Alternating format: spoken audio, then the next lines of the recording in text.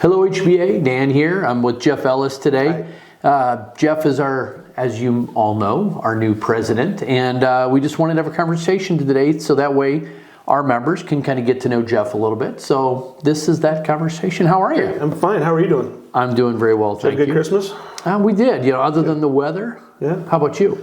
It was a different Christmas. My sister's family came down with COVID, so that kind of changed all of our plans, but it was good. It was relaxing. I think I remember you saying you guys were scrambling to find what you had in the house so you could make a meal, right? On Christmas Day, we found out that we didn't have Christmas dinner, so we ended up having a chef salad for dinner. Very nice. Well, different Christmas, yeah. Maybe some places in the world, chef salad is traditional for Christmas. Maybe. We Who just knows? don't know. I don't want to be there. So we're just here to talk a little bit about you. We want the members to know who you are, kind of how you get started in the industry, things like that. Sure. You grew up in Urbandale, right? I did, yeah. Mm-hmm. I went through Urbandale schools from elementary school all the way through high school, and then always had construction as a passion of mine. Even as a kid, my dad and I every winter we'd do a project for a neighbor, or family friend, or whatever, basement finish, or something like that. And then when I was a senior in high school, he decided to get his master's degree and said he didn't have time to do a project that winter. So he hooked me up with, actually, he was his secretary at the time, who wanted her basement done.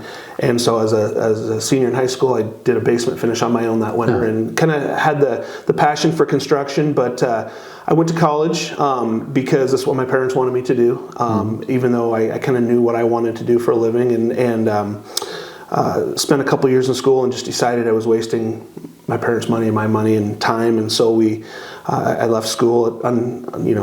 My parents obviously weren't very happy about that, but I told them I wanted to be in construction and wanted to start a business, and it all worked out. And I think now she sees both. My dad's since passed away, but my mom says now that she realizes that I made the right decision and I followed my passions, and so yeah.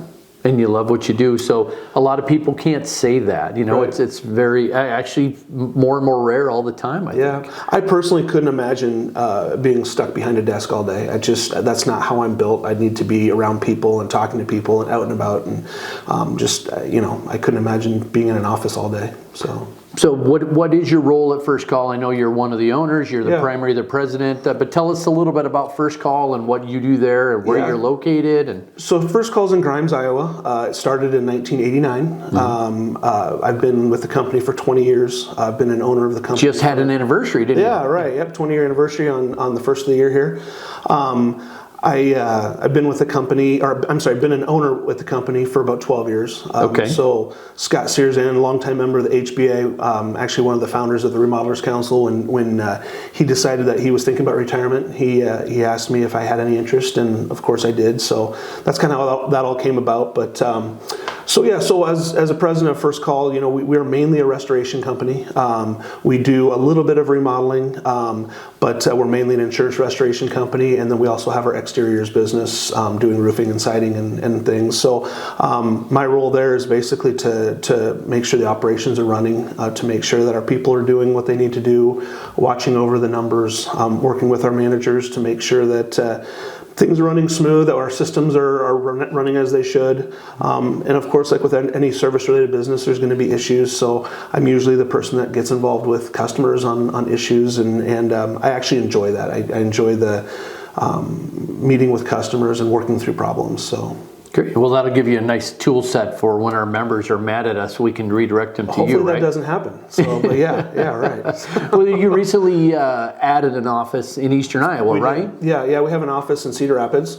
It was kind of a long time goal for the company. Even prior to Scott retiring, we talked about doing an Eastern Iowa office, and the timing was right. We actually were going to do the office right after the Durate Show. The Durate Show happened in August. We were supposed to have that office up and running in the fall of 2020, and we just decided it was too soon after the Durate Show, that there was too much work there, that we wouldn't have the systems in place to go over there, and we would probably look really silly if we tried to start a restoration business with that much work. So we actually waited until the spring of 21, once the Durate Show work kind of calmed down a little bit, and there was still a little bit of Durate Show work there, so it was a great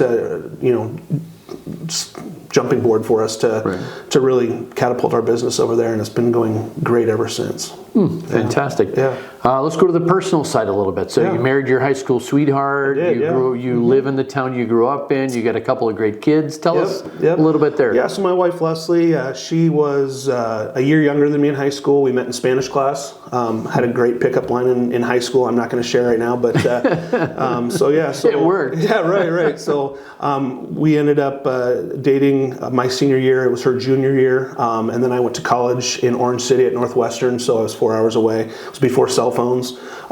So we did the long distance relationship for a year, and then she came up to Northwestern for a year, and then we ended up getting engaged very young. We got married at 21, had kids young. So both of our kids are out of the house now, and we're fairly young empty nesters and enjoying that. And so my daughter is 22. She just graduated from Iowa State. She's a fashion major. Go Clowns!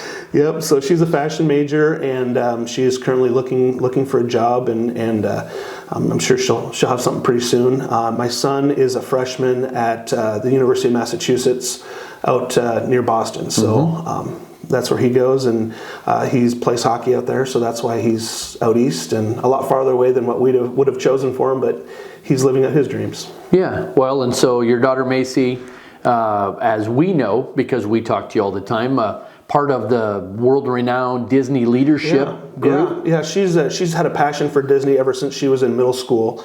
And there's a program that Disney has called the Disney University, the college program, and she applied for that every year that she was in college because that's something she really wanted to do. So finally, between her junior and senior year of college, she got accepted to that program. And, it meant taking time off school and extending her college. But Leslie and I really supported her in that just because it's always been her dream and a great resume builder for her. And so she went and did that for a semester and learned a ton and met some great people. And so I would anticipate her probably moving back to Florida. I know that's where she's looking for jobs. And she just loves the Disney atmosphere and the culture down there. So yeah. Well, and then you mentioned your son's playing hockey, but what you didn't mention is that people watching may actually have seen him play if they've ever seen the Buccaneers play, and he was recently just drafted into the NHL, right? Yeah, so he played in Des Moines growing up as a kid, and then was drafted by the Des Moines Buccaneers, played here 2.5, 3 years, and then played a year in Muskegon for another USHL team, and now he's playing in Division I college hockey. And he was drafted by the Vegas Golden Knights in 2020.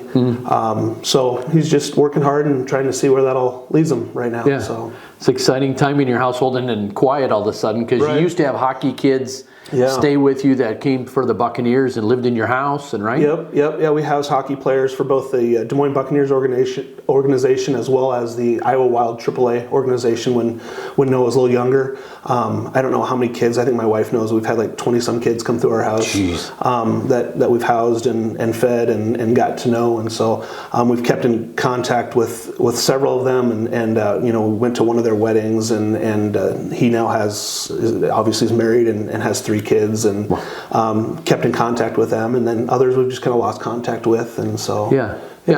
Well, so you talked about how you got to start in your career and finish in basement in your high school days, and so we kind of know why you're connected with the trades, and I know personally that's one of the things you want to accomplish this year. Why don't we close out with just kind of sharing what you want to get out of this year as president, and what do you want for the HBA? Yeah, so, well, like we mentioned earlier, I've been part of the HBA for 25 years, and so just becoming the leaders, of the HBA this year has been a huge honor for me, and that's kind of what led me to be the president. It's something I'm passionate about. Brandon Patterson had mentioned at one point in time that just in passing, he'd mentioned that there's student chapters of the HBA, something that I'd never heard about before. And when he said that, it just really struck me like, hey, we need to do this here. Like, I was super passionate about this industry when I was in high school and college, and why don't we have a student chapter here at the Des Moines HBA? So that's definitely something that I want to get up and running this year. I definitely want to have at least one student chapter just to see what that's all about. And so excited about that. We're also excited about the HBA Cares Initiative. It's a 501c3 that we're starting here as an association. Basically a way to give back to the community. There's a lot of need in our community, and people call individual companies, and they call the HBA office often saying, hey, I've got a neighbor who needs this, or I've got a friend who needs a new furnace, or whatever it may be. Yeah. And right now we're just trying to, send those people to different companies or whatever. And so we're starting this organization so that we can help. We're going to be raising money and have a volunteer list and trying to help those people in our community that are in need. We'll have a group of people that will actually go through the applications and a committee of people that's going to choose what jobs we do and whatnot. So we're excited about that. Also, part of the organization is because it's a 501c3, we can actually accept scholarship money, and so we'll be using that HBA Cares as kind of a scholarship resource as well for groups that have scholarship funds that need that help. So great. Well, I know that you're ready to meet members that you haven't met yet, since you're more on the remodeling and restoration side, and there's a lot of members and builders that haven't. So anybody that wants to reach out and meet Jeff, I know he'd love to have a drink with you, have a coffee with you, or just have a phone conversation. Absolutely. And we really look forward to your year as president. Yeah, thank you. I look forward to it as well. Great. Don't hesitate. Reach out. Let us know what you want to know. And we look forward to your year with Jeff. Awesome. Thanks, bud. Thank you. Happy New Year. Yeah, Appreciate thank it. you.